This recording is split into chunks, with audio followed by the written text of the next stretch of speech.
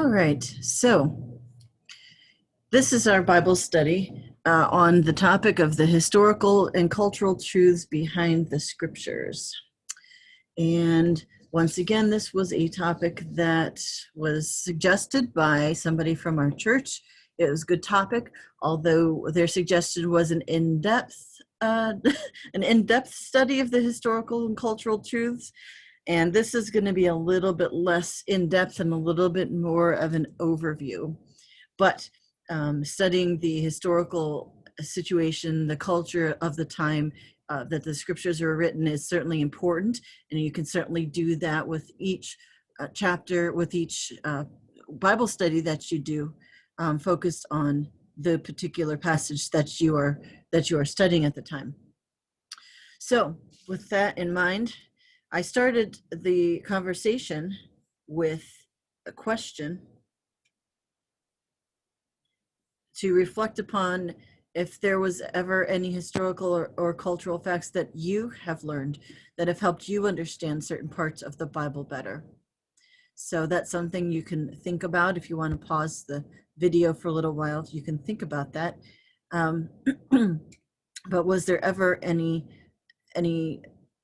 particular passage that just kind of your eyes were finally opened because you learned something about the historical context or the cultural reference that was made in that particular passage? I have to say that actually one experience that I had that really helped give me some background was a cruise that my mom and I took. The topic was to follow the footsteps of the Apostle Paul. So we took this cruise from Italy, Greece, and Turkey, and we hit some of the cities that Paul did ministry in, or that Paul was in, like Ephesus, Philippi, Athens. And that gave me some cultural context that helped me to understand some of Paul's references in his letters. So that's one experience for me that helped. But think about it, stop and think about it, and see if you could think of any examples. If not, then this study will definitely give you some historical and cultural facts to help you understand the scriptures a little bit better. As we enter the world of the Bible, we have to understand two different worlds. The first is to understand the world in which we currently live, our assumptions, our common practices, our understandings about how things work and how the world functions.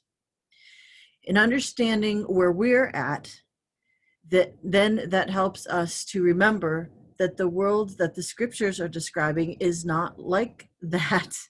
And in fact, is quite different with all of the technological advances that have been made over, certainly in this century, in the previous century and into the 21st century. So then the second world we want to understand is the world in which the scriptures were written, how their society and how their religion was structured at the time. That way we can understand what the message is and then figure out what that message means for us in our world today. But we can't impose our understandings of today onto the scriptures, because we can really misunderstand what the scriptures are saying if we do that. So it is important to understand the background of the scriptures, and things might have changed from the Old Testament into the New Testament that make it important to learn the background of both eras, both the Old Testament eras and then the New Testament era. And we're going to cover both of those in this study. Now, when you're studying the scriptures, now remember, we did this Bible study. We've been doing this Bible study for a couple of weeks, and we started out talking about how to begin to read the Bible. So if you're just beginning to read the Bible, this probably is a step too far for you. You just want to kind of get your feet wet and see what the Bible says. It's when you really want to study it to understand it that then you're going to want to learn about the historical and cultural contexts of the passages that you're studying. So here are some resources besides the pastor that you can use in your study of the scriptures. Although, of course, you can always ask me, or if there's somebody who's watching this that isn't from Lord of Life, you could ask a pastor for some guidance in knowing some of these things. But one of the places you will probably find some cultural background and some historical context is in the summaries that appear at the beginning of each book of the Bible when you are using a study Bible. So, for example, our Lutheran Study Bible has summaries at the beginning of each book of the Bible that tells you a little bit of the background of what's going on. But every study Bible has a lot of background information to help understand. So if you're using any kind of study Bible, you probably have a little summary at the beginning of each book to help you understand. Another great resource is the website enterthebible.org. First of all, that website has summaries for each book of the Bible to understand it. The other piece that they have is they have a page that is dedicated to summarizing each period of history. And I gave you the specific web address there on the screen that you can just copy and, well, maybe you probably can't copy and paste that, but write it down, take a picture of it, whatever, and then type that in, and it'll take you to the page. And there's a listing towards the top of the page of the different eras, and you can click on them, and then a summary appears for each era, starting from what they call, I believe it starts at the prehistory. So those can be really helpful resources for you if you are studying on your own. So let's talk a little bit first about the Hebrew scriptures, or the Old Testament. And it's important as we read the story of God's people in the scriptures to realize that there were other peoples with their own culture and their own religion that existed in that region at that time. Those cultures and religions would have had an impact on the characters in the biblical story because they lived among them. And so a lot of that culture and religious practice would have influenced them in some way. And then they would have to learn how the God who first came to Abraham, and who became known as the God of Abraham, Isaac, and Jacob, the God of Israel, the I am who I am, how that God is different from the gods of other cultures. So first of all, the civilizations of Mesopotamia and Egypt were settled in that region of where the biblical story takes place around the 200s BCE. They produced epic stories such as the Enuma Elish, which was a creation story, as well as the Gilgamesh epic, which is which I believe includes a story about a great flood. So they produce these kinds of stories to explore the basic questions in life. And we know that stories like this appear in the Hebrew scriptures as well. So this type of literature was likely influential in those early chapters of the book of Genesis to help to try to explain from this God's perspective how things came to be. Also, these other civilizations, they all had their own gods. They all had their own religious practices. They had multiple gods for that matter. So when you hear in the Old Testament about Baal or Asherah, these are the gods of the Canaanites, which were one of the groups of peoples who lived in the land that the Israelites called the Promised Land. One of the gravest sins that God's people commit throughout the Old Testament, but certainly one of the sins that the prophets address so frequently, is that the sin of idolatry, which is worshiping other gods besides the Lord their God. And unfortunately, oftentimes it was their kings who led them into these practices. God of Abraham, Isaac, and Jacob commanded the Israelites not to worship any other gods and not to make graven images. because the Canaanite gods, that people made statues for the Canaanite gods, which is why there was the commandment not to make graven images. So when we hear the reference in the scriptures to the high places, for example, these are usually locations for the worship of other gods, the high places. And interestingly enough, in the when the temple was built, it was built on a hill. So there's that, probably the influence of a high place being a place to worship a god. So the temple for the God of Israel was built on a hill. Also, those who wrote the Old Testament thought of the world in terms similar to that of those Mesopotamian and Egyptian cultures of the time. There were three parts. They were the heavens, the earth, and the netherworld. The heavens, of course, were in the sky. That's where the gods lived. Earth, of course, was where humanity lived. It was flat, and there was no crossover between the heavens and the earth, between the gods and the people.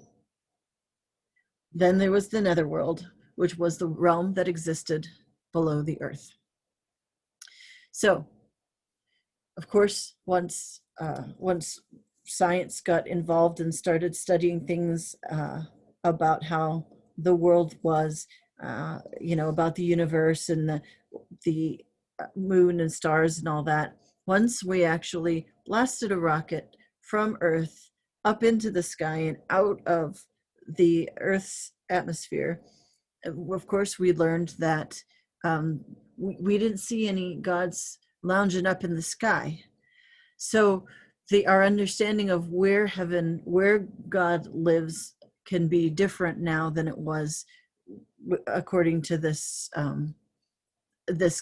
the cosmology is the word I use on the here on the PowerPoint, but the cosmology is the description of how the world exists with the heaven, the earth, and the netherworld. Science was able to show if you drill into the ground, you're going to get down into different layers underneath the ground, and there's nobody there. And if you go up into the sky, into space, there's also nobody there. So the cosmology of the ancient peoples is going to be different from our understanding today, meaning that heaven doesn't necessarily have to be above us in location. Heaven can pretty much be anywhere, but we still use the words. We still use that kind of a description of heaven above. It's just kind of ingrained into our church language. But just as an awareness, this is the way they understood the world. Therefore, that's the way it's going to be described in the scriptures. Then, of course, nations would attribute their successes and their failures to their gods. If their God was great and powerful, they would win their battles against their enemies. They would be able to defend themselves against their enemies. If they suffered losses, it demonstrated a weak or non-existent God, or it could mean that the people did something that displeased their God, so that God let them be overrun. So this helps us to understand the despair God's people felt when they were conquered by Babylon and sent into exile. There's little descriptions that God's people feel like God abandoned them because they were conquered, and because they were basically their temple and everything they knew was taken from them and destroyed. But that was the view of how the gods interaction with the particular nations that they were the gods of. Then there is this experience of the monarchy that God's people Israel had, that we see in the Old Testament in 1st and 2nd Samuel, 1st and 2nd Kings, 1st and 2nd Chronicles.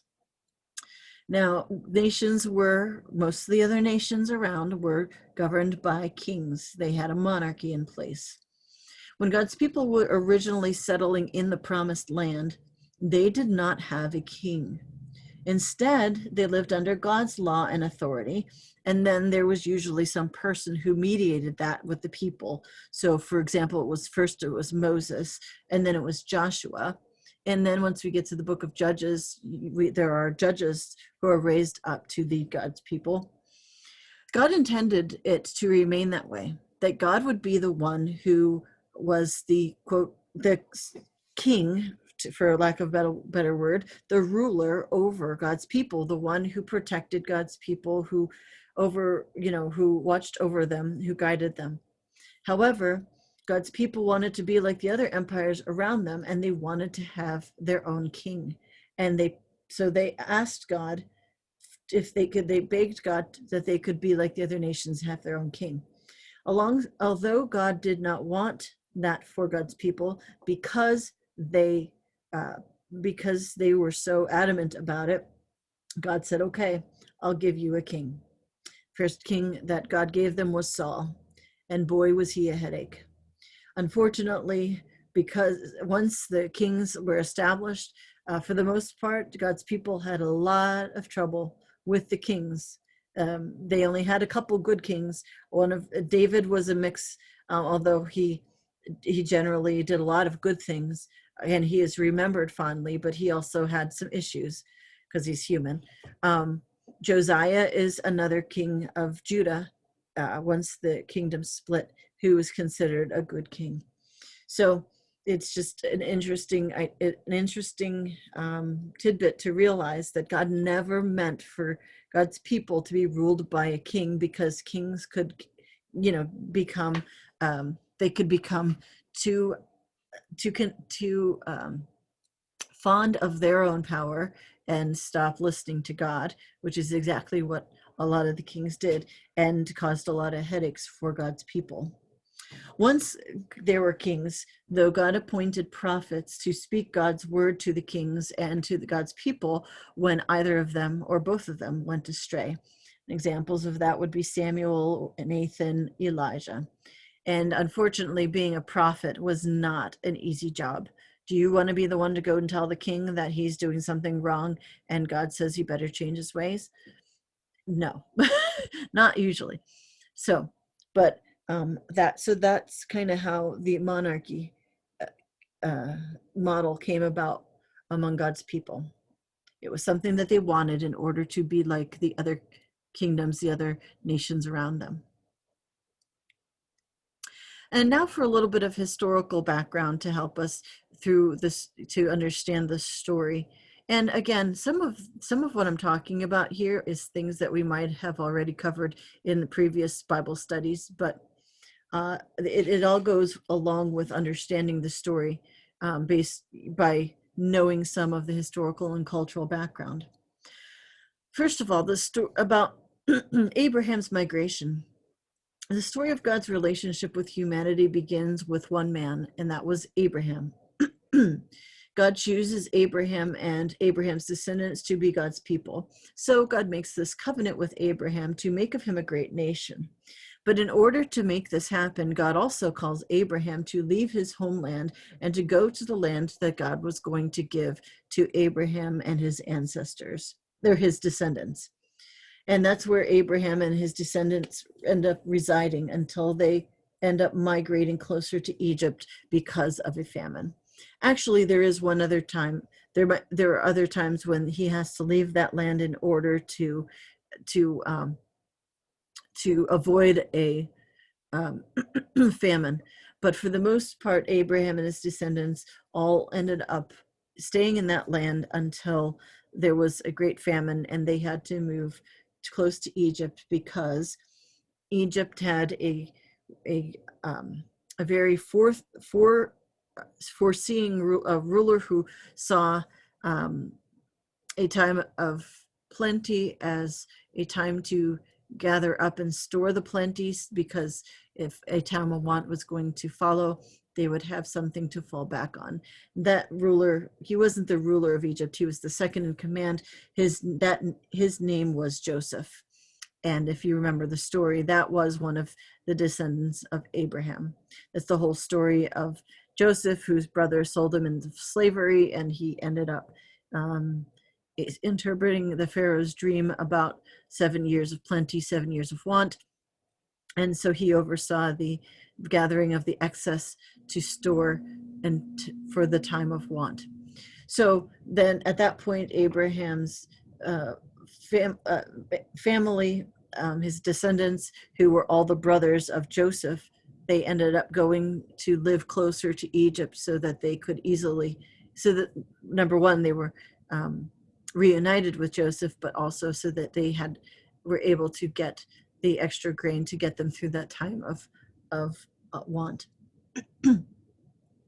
Secondly, that's then how Abraham's descendants got to reside near Egypt, and that's how they ended up as slaves in Egypt.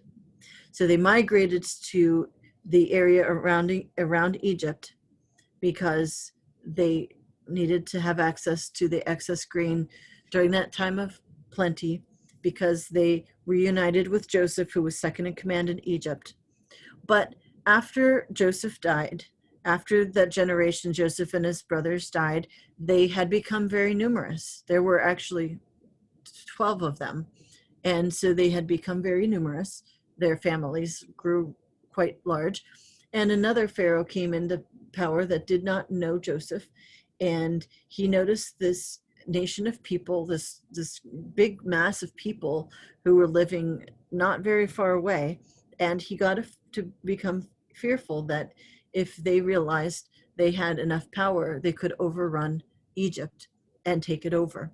And so he decided to prevent that, he would enslave those people. And that's how the Israelites became slaves in Egypt.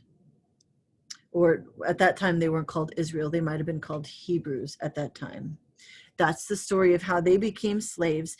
And then that's why Moses was called by God to free them. So a little bit of background for knowing that, how that all came about.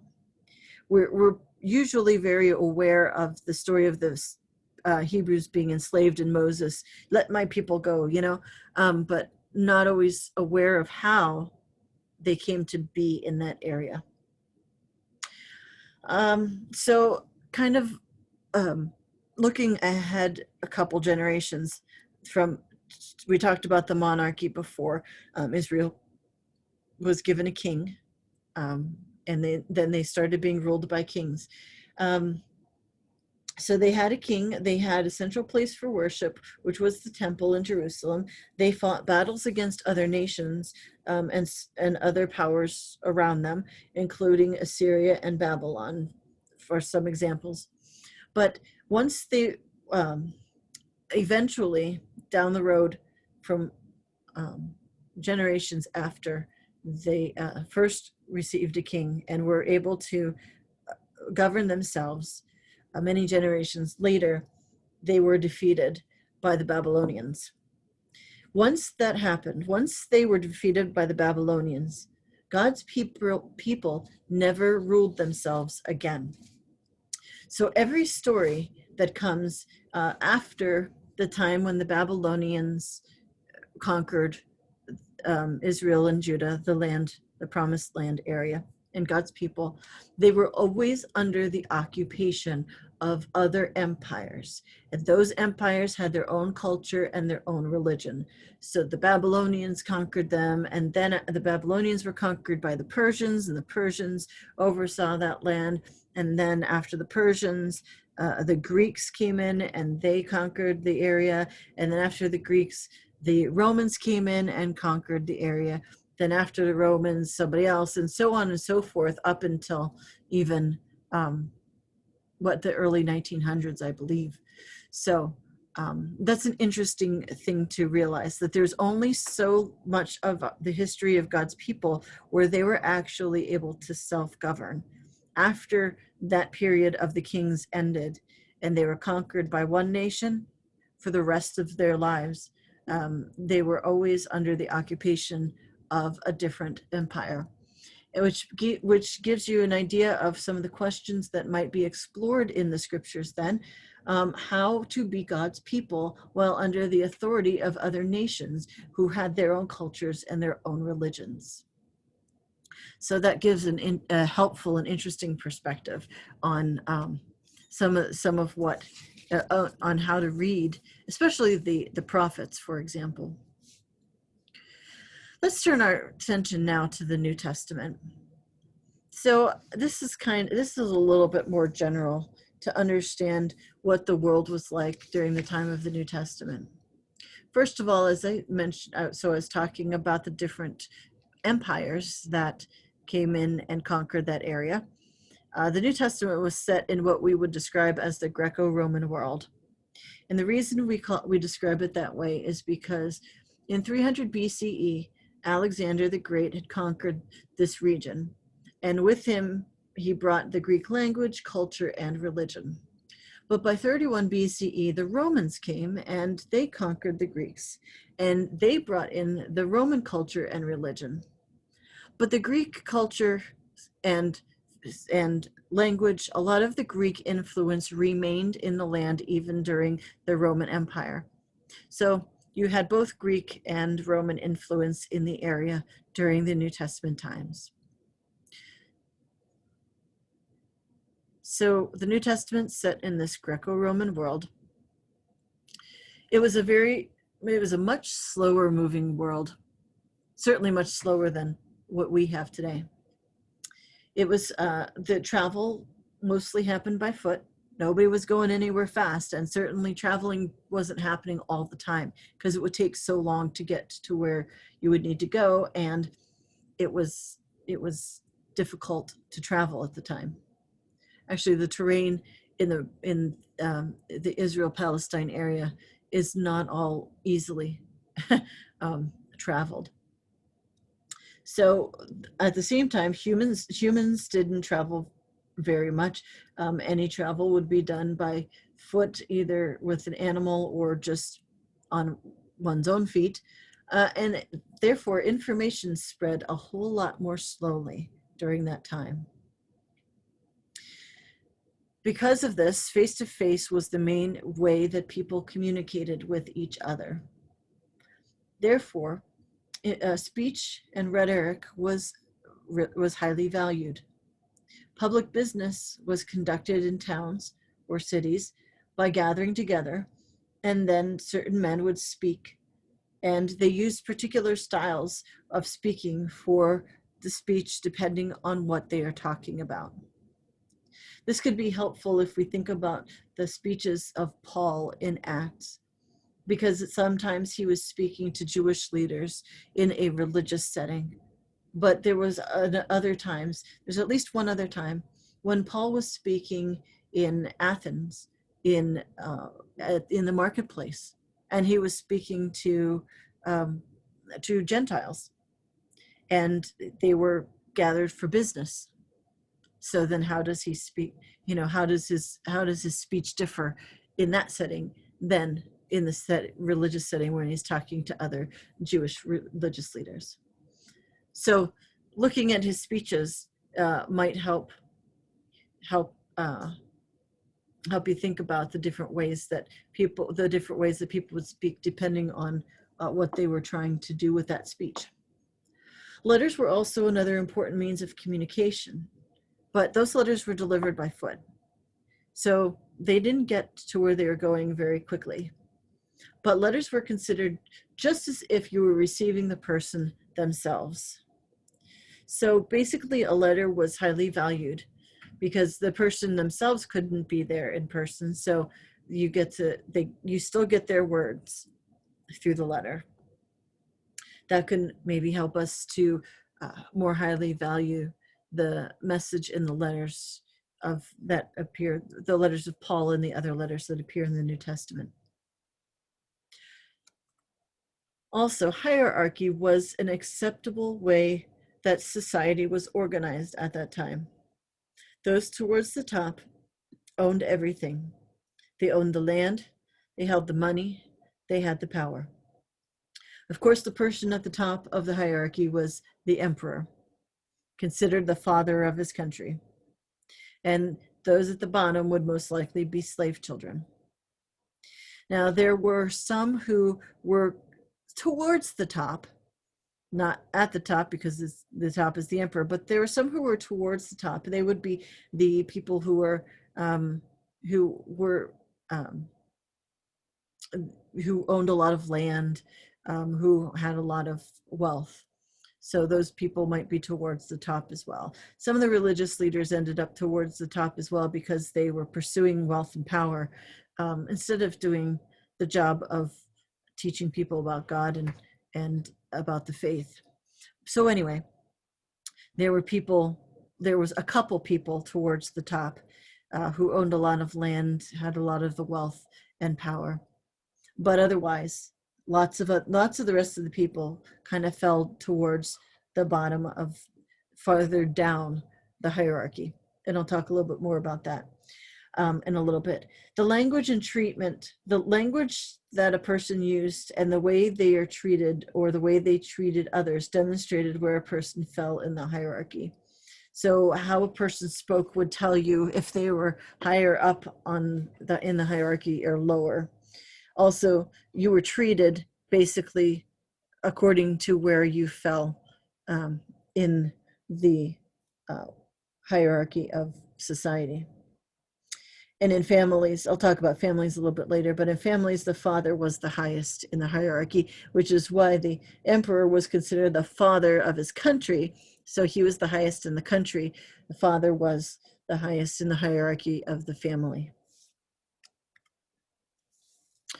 The economy at the time was basically that there was not extra money floating around.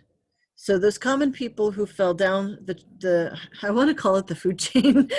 I guess you could call it that, but who fell down a little further on the hierarchy, they didn't have they didn't have extra money floating around. They also didn't have much time to do extra things. So this is very different from us today. For many people today, at least right now, there's people have their mad money, as they call it, with which you can do whatever you want. There's all kinds of options, or usually there's all kinds of options, of what you can do with your extra time. There was none of that in the New Testament for the common people, for the people who were fishermen, carpenters, um, who were farmers, who worked in the marketplace. People who did common everyday jobs were mostly illiterate, and they lived in survival mentality, which meant they were trying to make enough money to live, for their family to live.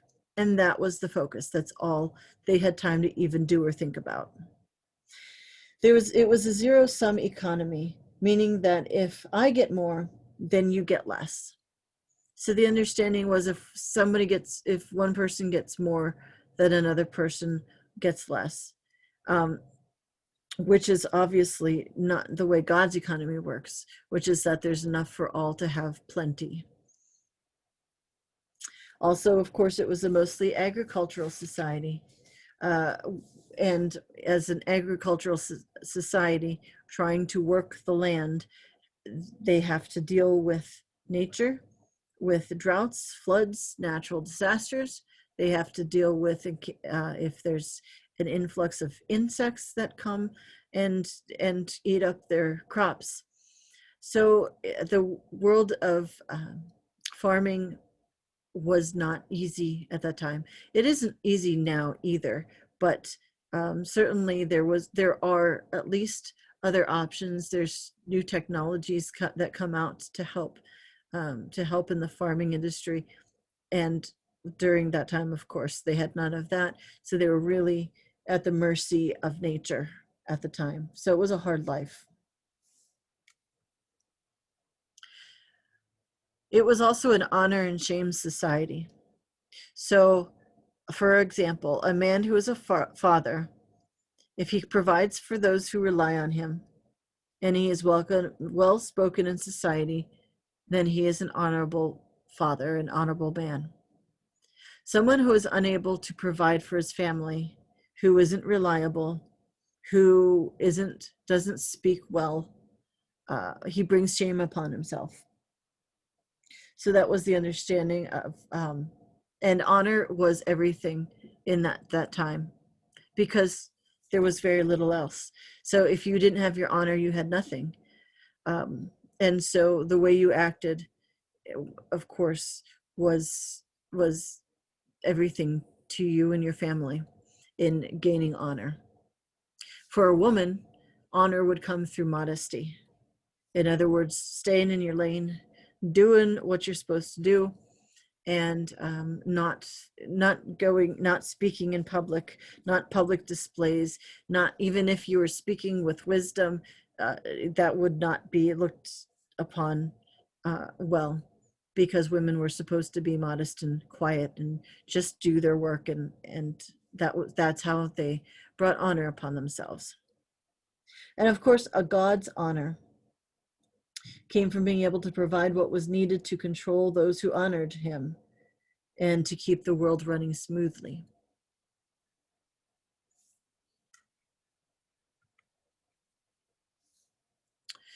In the New Testament world, religion and philosophy were natural. Religion, particularly, there was spirituality, even though even if it was a recognition that there were multiple gods, it was a widely accepted belief that there was a spiritual world, that there were gods that were at work to make things happen in the world. So many households had gods and shrines for those gods. Gods and goddesses presided over cities. Occasionally, an emperor was viewed as a god, was deified. So this is widespread. It was what we call polytheism, mostly polytheism. Judaism and Christianity are monotheism, that is, worship of one God. Gentiles were generally polytheistic. They worshipped or believed in multiple gods. Gods were worshipped, they were prayed to, they were looked to for help with things, for example, like fertility.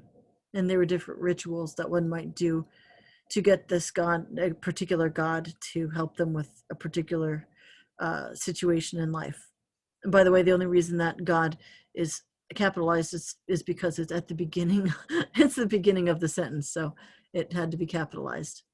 But when we talk about any god other than our God, it's generally lowercase.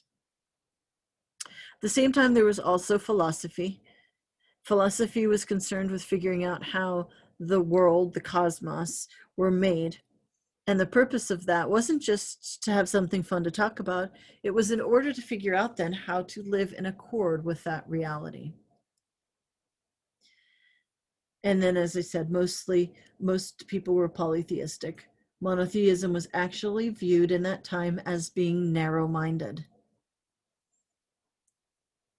So that might have been one reason why it was difficult to spread the good news of Jesus, well, or to even spread the good news about God, have people believe in one God, because it was viewed as narrow-minded.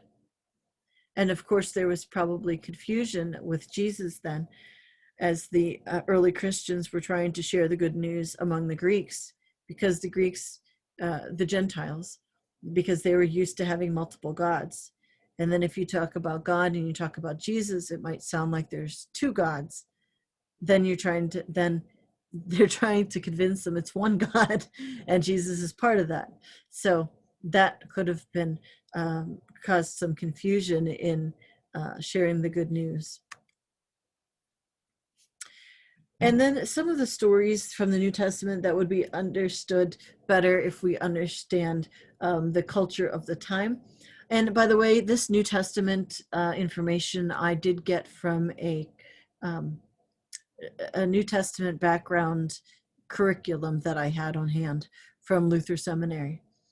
But some of the stories include, so if you look at the challenges and responses between Jesus and the religious leaders in the temple, and then you realize that the idea of honor and shame, honor, to be honorable, it would be to be well spoken. Somebody who doesn't just speak half truths, or who doesn't who can't back up their argument or whatever. Um, so Jesus being able to speak well, and Jesus being recognized by others as being well spoken, showed that he had honor as a man, as a religious leader in that time. There's a story about a jailer in the book of Acts, and the jailer, long story short, Paul and I think it's Silas end up in prison for something, and in the middle of the night there's an earthquake, and all of the prisoners end up in getting loose. Their bonds are shaken loose, and they all want to run, but Paul tells them, kind of convinces them not to run. And the jailer, when he goes and he sees this, he's about to kill himself, and then Paul stops him and reassures them, nobody ran, everybody's still here, it's okay. And the jailer is kind of surprised that Paul, they wouldn't take that opportunity to escape, and this gives Paul an opportunity to share more about who he is and what he represents as an evangelist of Christ. And so the jailer decides to have his house to be baptized and to have his whole household baptized. Of course, nobody in the household says, yes, I want to be baptized. And that's because, as we said earlier, the man, the father of the family, is the one he's the highest in the hierarchy. His way goes. So because the jailer wanted to be baptized, and he says, my household is going to be baptized, then the household gets baptized. That's the culture. Again, as I said before about Paul's speeches, if maybe you could look at Paul's speeches and see if you see any kind of patterns of how he speaks, depending on what he's talking about, what he's trying to do in those speeches. And then there's the parable of the rich man and Lazarus is the story of the poor man begging at a rich man's gate. And that would not have been unusual in that time because the rich were seen as being blessed. And so maybe if the poor man begs, maybe the rich man might throw a bit of something his way and give him a little notice. So, all right, so that's that.